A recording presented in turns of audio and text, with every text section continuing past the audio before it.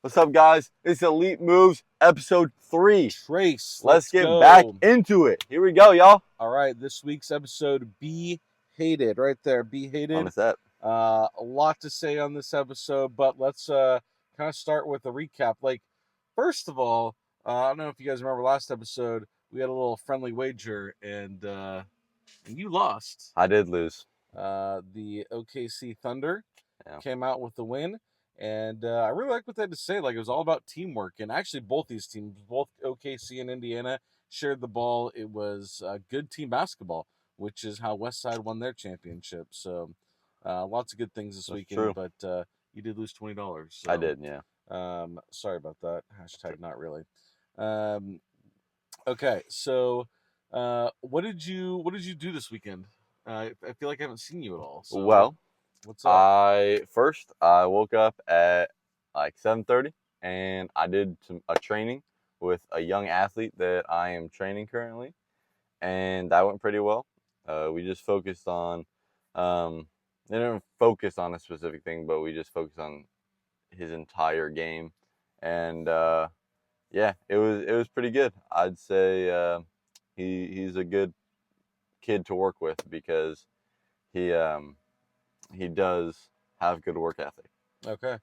So yeah, that's important to have good work ethic for sure, and Yeah. somebody that's coachable, that's willing to learn. Mm-hmm. You actually had him on your team, so you know. Yeah. Oh. You know all about him. Yeah. This kid is all heart, and yeah, excited to see what you're able to do with him. And you have a couple more clients too, don't you? I do. I actually got my business cards.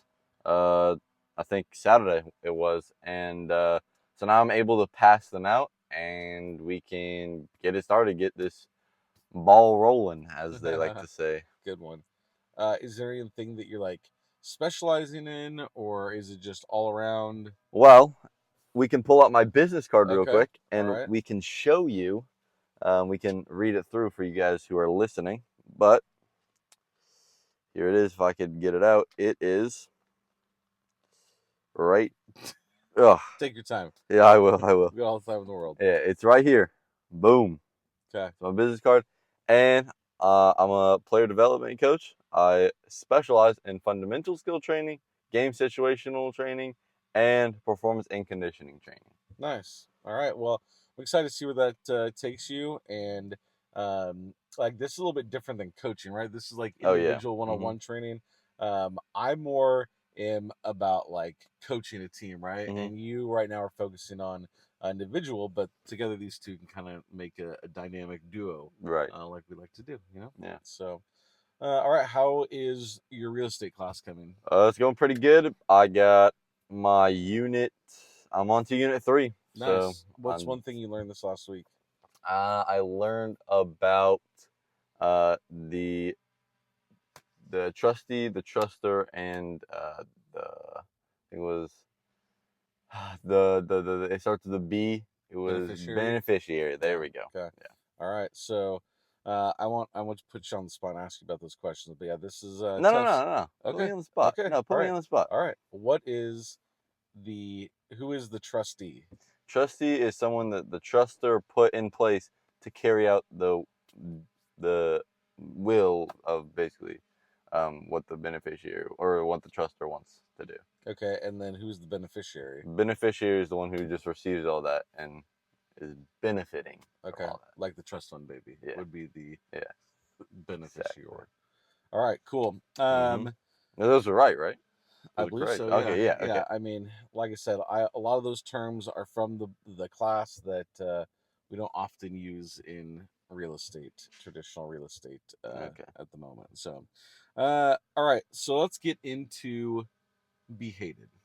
Be Hated. Right? Do you remember what the origin of Be Hated was? It was actually from a Bible verse, I think it was. Well, yes, and we'll get to that in a minute. But do you remember how, like, where this started, where we were at? Oh, on the basketball court. Yeah, we were on the basketball court. And what were we talking about? Being hated? On defense. Defense, right. Oh, okay. I see where you're going. Be hated on defense. And what were some of the things that would make us be hated on defense? Well, I'd say just being aggressive on defense and making them have to think about what their next move is going to be and maybe get in their head a little bit. And yeah. And deny everything. Right? Yeah, deny everything. Like make them really regret having to play us on the offensive side. Make them regret playing us. Right. Make them not want to play us anymore. Right. And so Coach Mark was talking about this, right? He's like, hey, you guys we got to be hated on defense, right? When they walk in the gym, you should be like, oh no, we have to play West Side, right? Right. And so, but then like being at a Christian high school, we were able to bring in like some deeper meaning to that. Right. And so the verse is, let's see, let me see if I can find it here. If the world hates you, remember it hated me first. And so then we were able to go deeper with it, right? Right. And like we don't want to be hated just for the sake of being hated, like in the traditional sense. Mm-hmm. We want to be hated for the right reasons because we're doing things differently. We Mm-hmm. are setting ourselves apart by setting a different standard that the world doesn't necessarily see or agree with. Right. Yeah. So, let's talk basketball first, and then we'll get more into like the daily application. So, what is one way that you feel like you were hated on defense? What's something that you did to make yourself hated on defense? I think that what I did was I tried to make every player. I got just as close to them as possible without like, I don't know how to say this in a not weird way, but I try to get as close to them as possible and really make them think about what they're doing. And defense isn't like all like physical; it's also mental, and you have to be tough mentally to play physical defense, right? And if you're tough mentally, then you can get them in their head and start trying to juke you out or whatever. But if they're in their head, they're not going to be able to do anything, and you're just going to be able to steal that right away. Yeah, I mean, I think for you had pretty tough defensive assignments every single night. I mean, you're a biggest guy out on the floor, and you're what 6'4", 190. Yeah. And you're going up against 6'6", 6'7", 220 guys. One's a D1 football player. Yeah.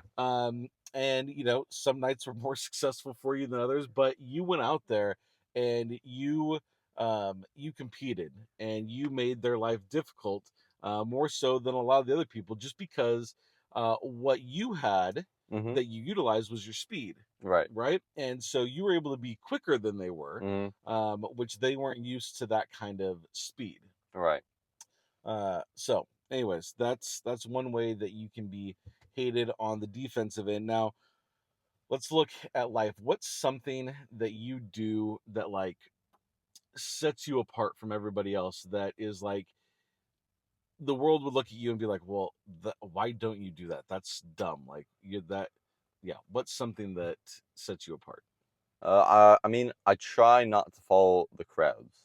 Obviously, I fail sometimes, but in the majority of aspects, like partying or drinking or any of that, I don't really do that, and I don't do that actually. I don't really. I don't do that, and I think that some people will think I'm weird. Some people even on these videos, they're like, why are you doing this? Why are you trying to like be a successful person, I guess.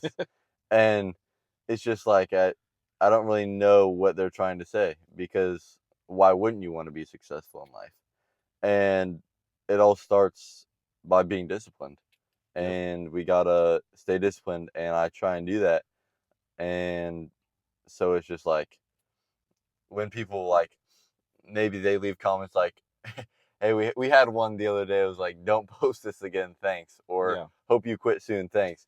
Why would we quit soon if this is what we enjoy doing, And so it just they don't like it because we are trying to do something that maybe they didn't try and do for us, and they don't like that. That's different. Like First of all, how many father-son duo podcasts are there? Right? Not a lot. No, I mean there's some famous ones, but not a lot. But yeah. not a lot. Like this is kind of a unique space, and then Mhm. also talking sports and real estate and like combining it all together. Like this is a unique demographic, and we talked about in the last episode we had three viewers. Yeah. We're up to 20. Okay. Yeah. Now, Perfect. so I do want to point out a couple things here. So one, it's 20 listeners on episode 1 and 2. Okay. Yeah. Which to me says that they listen to one and they're like, oh, okay, Mhm. we're gonna listen to the other one, Right. Now, on our last podcast, we talked about the doing 1% better, Mhm. and in 100 days, you'd be 100% better. Right.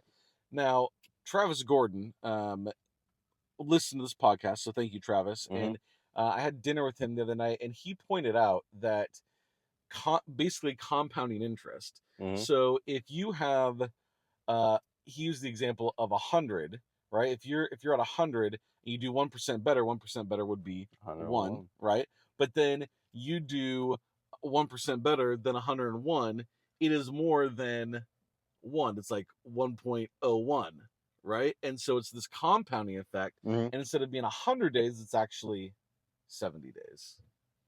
Does that make sense? No, not really. You kind of Okay. lost me there. Well, he lost me too, but the more I Okay. thought about it, All like right. it's basically compounding interest. So you got to think about it. Yeah, it's kind of goes back to your penny analogy, right? You're doubling the penny. Right. So it's the compounding interest that in. But where did you get the 70 days from? So the 70 would be when you'd be double what you were. If you got 1% better each day. Oh. And it was compounding, still 1% each day, though, it would take 70 days to be double what you were at instead of 100 days, like I had originally said, 1% better. Yeah. Okay. I see what you're saying now. No, I see. So one of these cases, yeah, Travis, thank you for pointing that out. Yeah. But give us a talking point. But staying consistent, right? Mhm. And that's the thing. And so even if it's only these 20 viewers and it's just me and you hanging out, talking, doing what we like, talking about basketball, talking about real estate. I mean, this is the time that I look forward to every week, just getting to spend this time with you and talk. And so, yeah, you're right. People are going to hate what they don't understand. And people are going to our raising the bar is going to expose where people are settling. Right. And so if people are making fun of us for this, I mean, that just kind of shows that their lack of understanding of what's actually going on, right? It's deeper than just a podcast. So, for me, it can be difficult to put myself out there and share my faith with non-believers. Part of me is like, I don't want to rock the boat. I don't want to offend anybody, but I need to. Like it, there's actually be hated, right?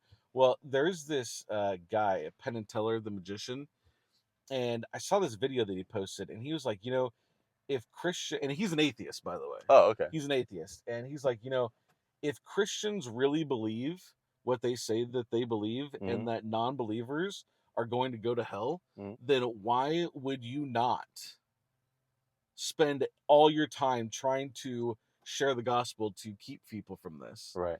And it's a great point. And so, like, it's easy at a Christian school to talk about God, right? Yeah.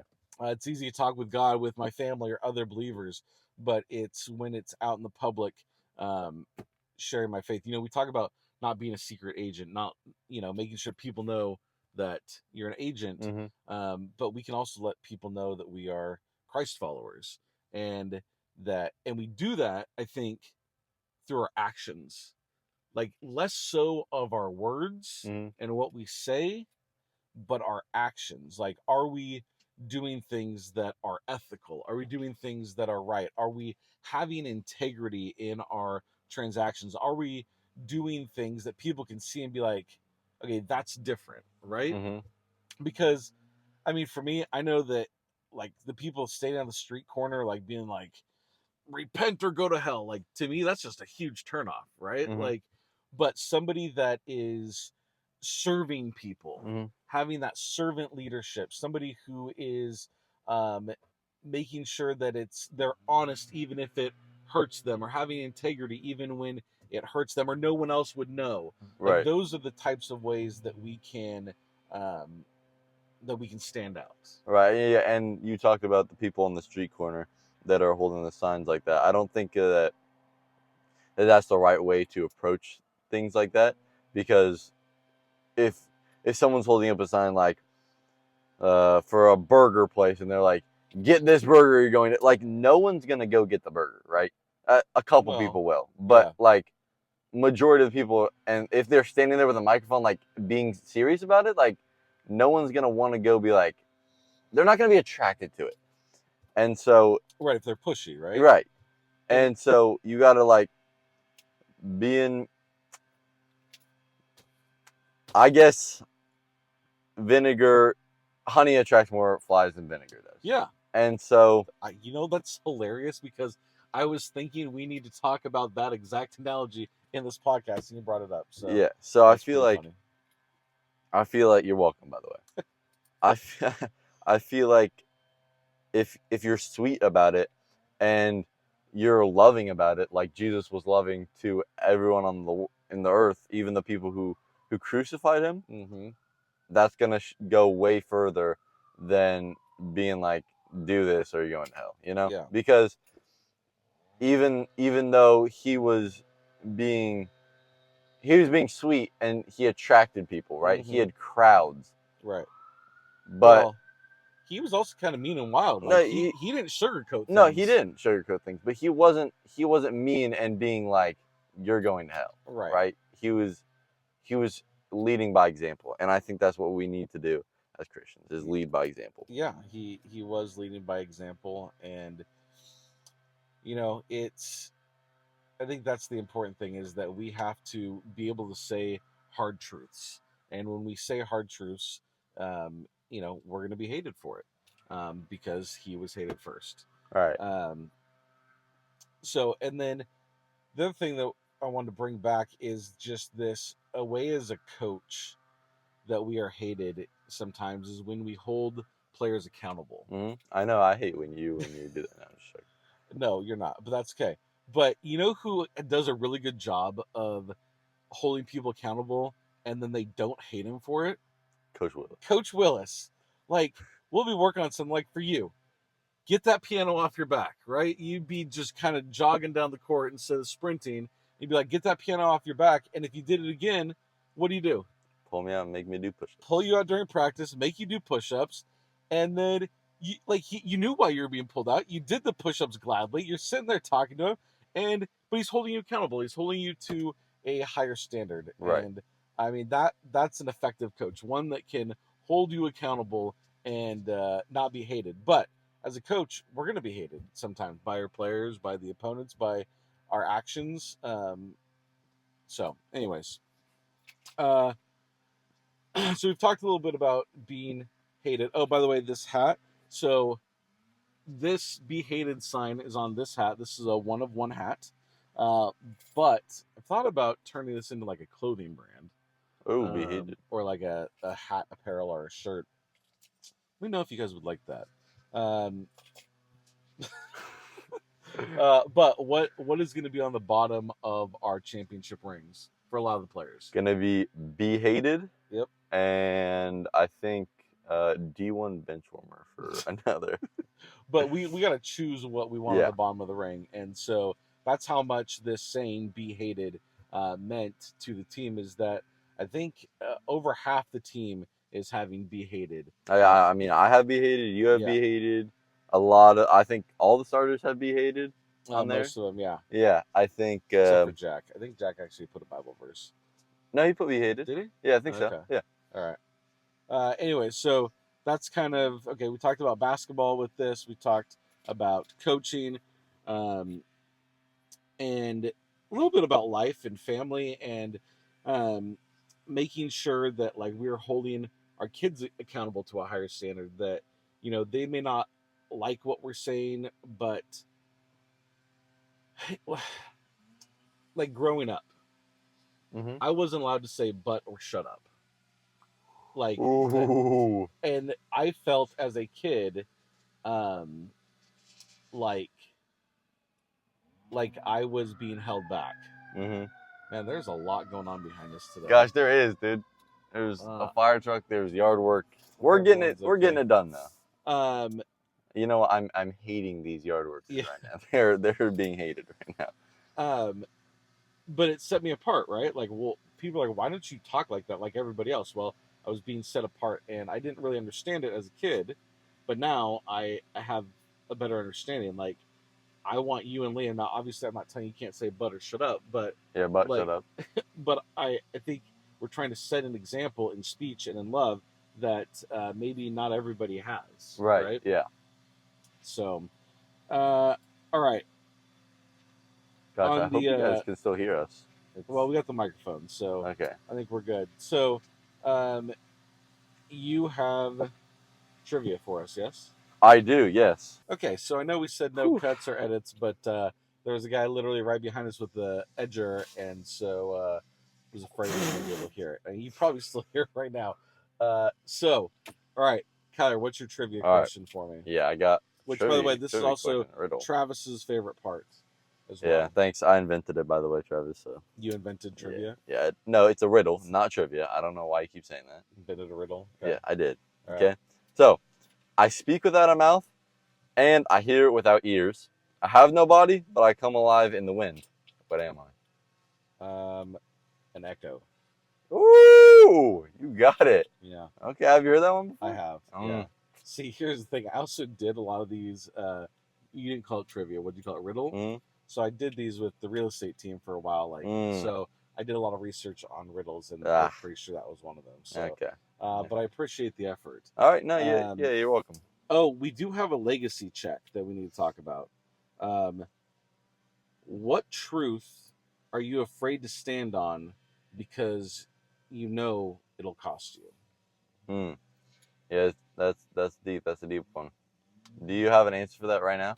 So I think we kind of already talked about it, but just being bold in my faith, and I feel like I do a good job with my actions most of the time, but just being willing to be more verbal about it. Right. Yeah.